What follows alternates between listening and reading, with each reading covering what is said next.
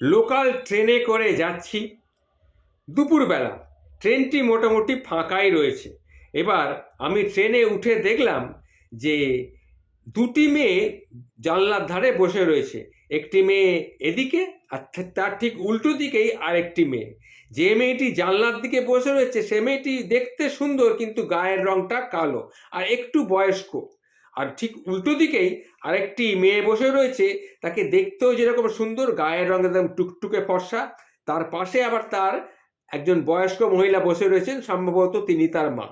তা আমি যে মেয়েটি শ্যামবর্ণ তার পাশে জায়গা ছিল, আমি সেখানে এসে বসলাম। বসে আমিও জানলা দিয়ে বাইরের দিকে তাকিয়ে আছি। এবার ওই জানলা দিয়ে রোদ এসে ওই শ্যামবর্ণ মেয়েটির মুখে এসে পড়ছিল। তা পড়ছিল, এইবার তারপরে সে চুপচাপ বসছিল। হঠাৎ রোদটা একটু, ট্রেনটা বাঁক নিতেই রোদটা ঘুরে গিয়ে ওই উল্টো দিকে সুন্দরী মেয়ে আর তার মা যেখানে বসছিল সেখানে গিয়ে মেয়ের মুখে, সুন্দরী মেয়ের মুখে রোদটা পড়তে লাগলো। তখন তার মা তাকে বলল, ওরে সরে আয়, সরে আয়, ওই মুখে রোদ লাগলে ওই ওর মতো, ওই যে মেয়েটি শ্যামবর্ণ তাকে দেখিয়ে বললো, ওই ওর মতো হয়ে যাবি। একথা বলার পর মেয়েটি একটু চেপে সরে এলো যাতে রোদটা তার মুখে না লাগে। অনেকক্ষণ ধরেই তারপরে মা আর মেয়ে দুজনে ওই উল্টো দিকের শ্যামবর্ণ মেয়েটিকে নিয়ে নানান রকমের কিছু কথা বলছিল, আবার হাসাহাসি করছিল। অবশেষে এই শ্যামবর্ণ মেয়েটি আর থাকতে না পেরে মুখটা খুলল। মুখ খুলে কি বলল জানেন?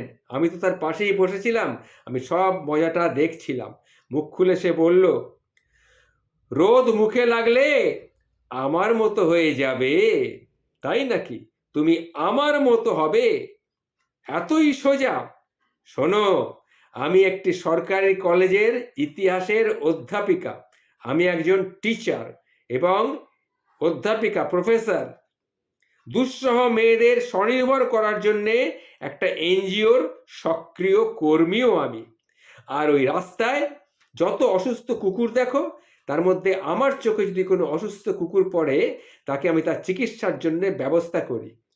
আর ফর্সা রং নিয়ে বিকৃত চেহারার অহংকারে কাউকে এইভাবে যদি ভুগতে দেখি, তখন আমি কি করি জানো তো?